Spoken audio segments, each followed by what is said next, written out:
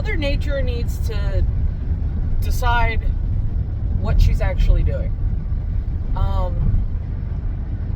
Last weekend I was sweating my butt off, and now it's 55 degrees and rainy. Like, pick one. We're almost into June. This is the last, like, it's Memorial Day weekend. Why is it so freaking cold still? And I only complain about that because it's getting into June and I need to start doing hay and I need the grass to grow. But today I'm headed to do a large club sheep farm. I think there's somewhere between 25 and 30 down here. I don't remember. I'll get a head count when I get down there. And then I head back up closer to home and do some Cheviettes.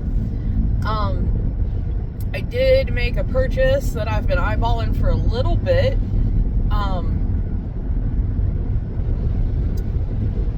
They are knockoff Meta glasses. They do have AI, which was really creepy. I took a picture of my living room and it started describing everything in my living room, which freaked me out a little bit. Not sure how I feel about AI still. But there's a little camera there, so maybe I can finally get that POV that I've been after of me shearing. So go and give it a shot today and see what happens. Hopefully it works out how I want it to. If not, I have really weird AI glasses to entertain me in public. But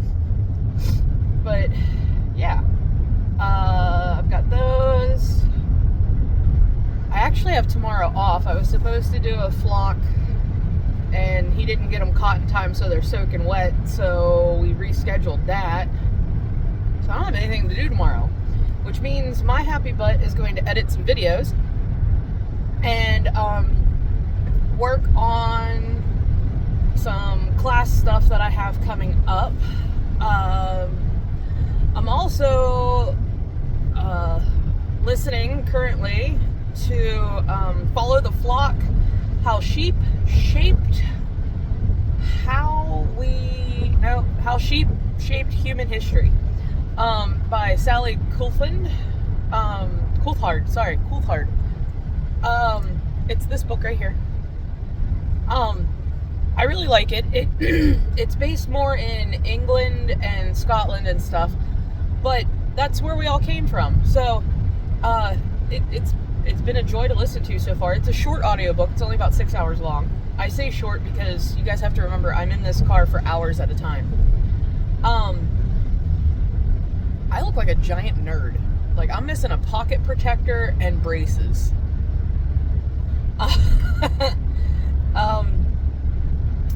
But I do have some class stuff coming up. First up is Fayette County Fiber Festival. I'll put my little ad thing right here. It's held at the Fayette County Fairgrounds here in southwestern Pennsylvania. It's a one-day festival. I think she's got 40 or 50 vendors coming this year. I can't remember. I'm doing 3 shearing demos, so if you're close by, come on down. And then the week after that, I have the Cuyahoga Library Fiber Festival. I'm teaching, what all am I teaching? I'm doing a shearing demo, just one, and then More Than Merino, which is my new class for this year. Don't tell anybody, I have to finish that yet. There's a rough sketch in the PowerPoint slides, but I gotta flesh them out a little bit and give them my nerdiness that you've all come to know and love.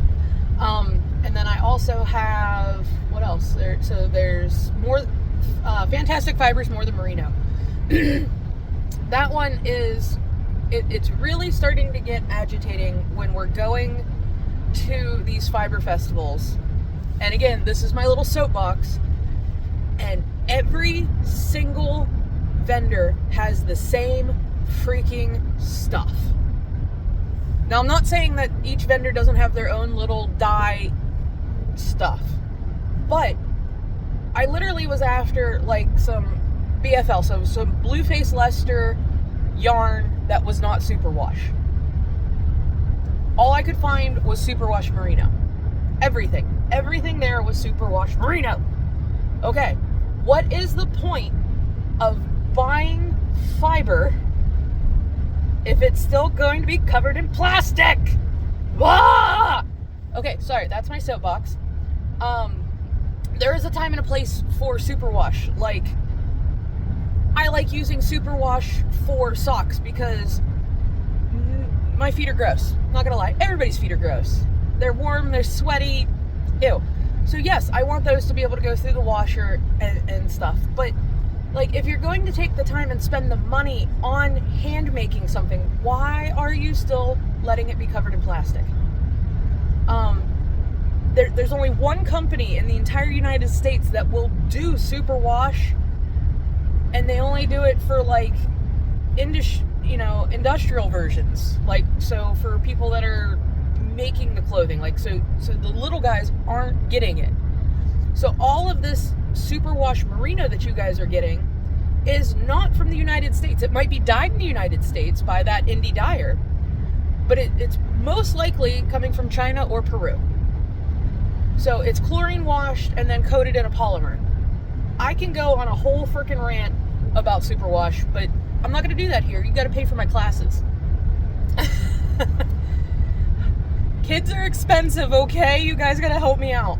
But so we're going to talk about different fibers that are more common here in the United States. So like BFL, Jacob, Shetland. I'm bringing a California red fleece because I have some of that and I really like it and I want to get it in front of as many people as I can. But my other class, they changed the name of it. It's called What the Flock. They're calling it Wool Facts and Fancies because What the Flock was too obscene for them. But that is my Sheep 101 class. If you've ever had a weird question about sheep, like how do you tell the difference between a sheep and a goat? What do they eat? How often do we have to shear them? What do you have to worry about if you have sheep, like disease-wise? And how many sheep can I have on my property if I have like 5 acres? And, you know, all the weird stuff that you've probably thought but never asked. That's a fun class. I have spent almost a year making that class. It's a hysterical PowerPoint presentation. So you'll have to humor me in that, but we are going to touch some fleeces and watch some videos and stuff. Think like the cool nerdy science teacher.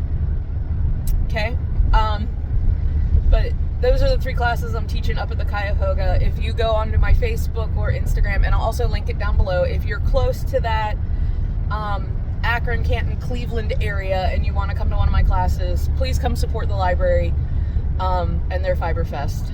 And again, Fayette Fiber Festival. I've been doing that since the first year. This is the 4th year. Every year Carrie tries to make it a little bit bigger, and I just love how we've done that festival so far. I've gotten to know a lot of the vendors and stuff there. It's good fun. But I am getting close to where I actually have to pay attention to my maps, so I will talk at you guys later, and hopefully my nerd glasses work. So see you soon.